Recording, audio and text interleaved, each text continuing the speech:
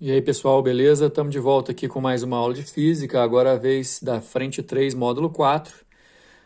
Frente 3 é essa que eu já tinha comentado com vocês nos vídeos passados, que é a frente da apostila do terceiro ano que fica por conta do conteúdo novo.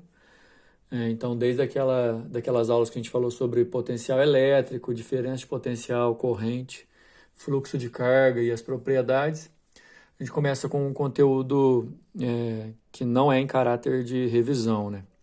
Essa aula de hoje, na verdade, serão três aulas em seguida, né? Os módulos 4, 5 e 6 estão agrupados aí com o mesmo título, Associação de Resistores. E assim, para falar a verdade, talvez seja um dos módulos, ou um conjunto, né? Uma sequência de módulos das mais importantes desse ano, ok? Tem caído bastante nos vestibulares, já tem um bom tempo, no Enem também. Todo ano a gente espera questão sobre resistores e associação na prova do Enem. Como objetivo principal desse módulo, do módulo 4, na verdade o módulo 5 e o módulo 6 vão trazer vários exercícios, mas no módulo 5 a gente vai falar um pouco sobre curto-circuito. No módulo 6 a gente vai ter uns exercícios um pouco mais trabalhados, né? E nesse módulo 4 a gente vai ficar bastante tempo na questão da apresentação, porque basicamente assim, você tem que entender que associar resistores é colocar no mesmo circuito mais de um. Então assim, com um circuito qualquer ou parte dele com dois ou mais resistores, já é considerado uma associação.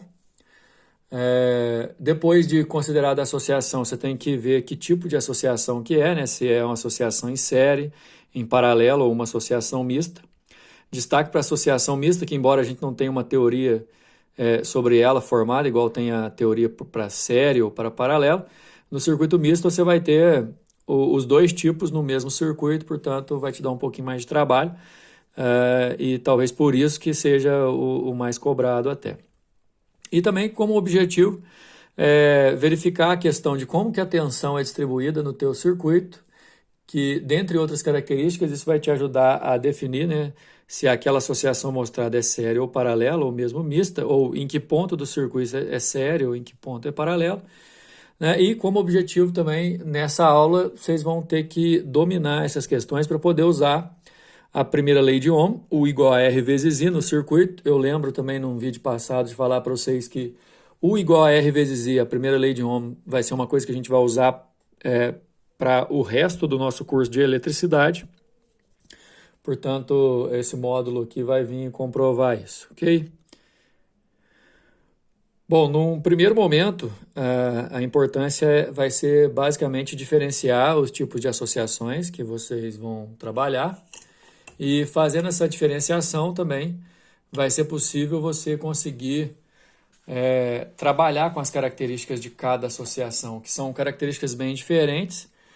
Diria, por exemplo, que elas são, em algumas partes, até antagônicas, né? Ideias contrárias. Mas vamos lá, que é assim que a gente vê os dois tipos, aí a gente comenta mais sobre as diferenças que vocês precisam dominar. A questão aqui resistores estão associados em série quando estão percorridos pela mesma corrente. Aqui tem um ponto importante, olha. Corrente de valor igual não necessariamente significa a mesma corrente. Pensa nisso.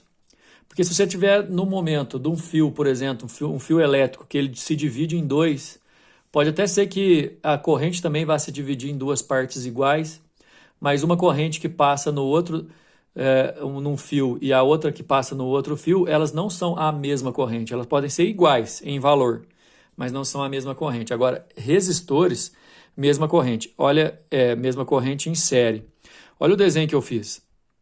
Esse desenho é bem sugestivo, é bem simples. Eu tenho 4 resistores aqui. Repara que o ponto A eu estou considerando como polo positivo e o ponto B como negativo.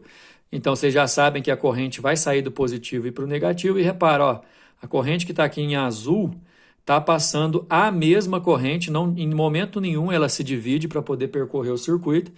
Então, se a corrente não divide, passa-se a mesma corrente nos 4 resistores. Você tem resistores em série, ok? A partir daí, você vai saber que a DDP é distribuída, ou seja, essa DDP que alimenta os 4 resistores aqui, por exemplo, ela vai ser distribuída não necessariamente de forma igual, porque esses resistores podem ser distintos, mas necessariamente a tensão em 1, 2, 3 e 4, se você juntar tudo, tem que dar a tensão total. Agora, em muitos circuitos, em todos, na verdade, né, que você tem resistores em associação, você vai ter que ter a ideia da resistência equivalente, que aqui está representado por REC. O que seria a resistência equivalente? Imagina que você tem aqui, então, 4 resistores e você queira substituir esses 4 por apenas um, mas com o mesmo efeito dos 4 junto. É isso que é a ideia da resistência equivalente. Em caso de resistência equivalente em série, fiquem atentos a isso, porque em série você vai fazer de um jeito em paralelo do outro. No caso dos resistores em série, o resistor equivalente vai ter que ter uma resistência que é igual à soma de todas as resistências que estão ali em série. Simples assim. Se eu quiser saber qual é a resistência equivalente de um circuito ou parte dele que esteja em série, basta eu somar as resistências de todos os resistores que estão em série. No meu caso aqui são 4. Nos exercícios isso vai ficar muito mais claro, eu tenho certeza disso. Agora, informação importantíssima, o funcionamento é dependente. Se um desses 4 resistores aqui parar de funcionar, abre-se uma lacuna no circuito, aí a DDP não fica ligada mais. Vocês devem lembrar que sem DDP não há corrente, aí todos os outros apagam. Quer dizer, se o R4 aqui queimar, R3, R2, R1 vão apagar também. Não quer dizer que eles vão queimar, mas eles vão parar de funcionar. Se o R1 parar de funcionar, ou R2, ou R3, enfim, como o funcionamento é dependente, em caso de associação em série, um parou de funcionar, os demais também param.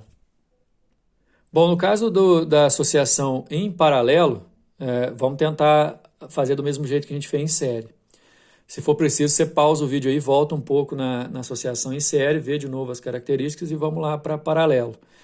Bom, aqui, enquanto lá na série quem é distribuído é a DDP, aqui a corrente é distribuída. Repara no desenho que eu fiz aqui.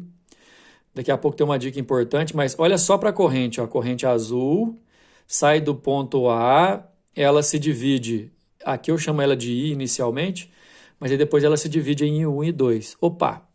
Dividiu corrente, gente? Paralelo, não esquece. Agora, tem uma característica muito importante, a DDP é a mesma.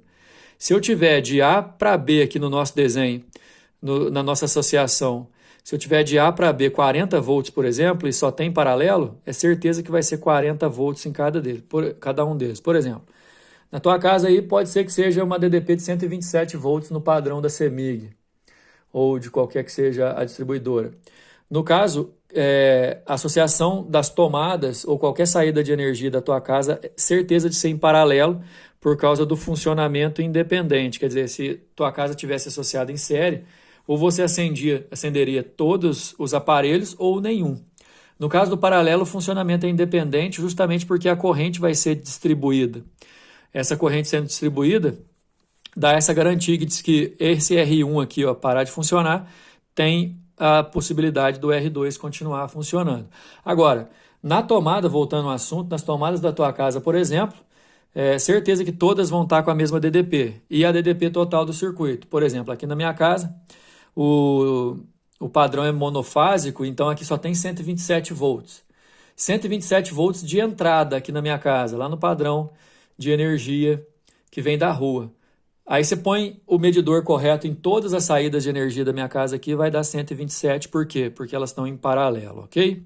Agora, em paralelo também tem a questão da resistência equivalente.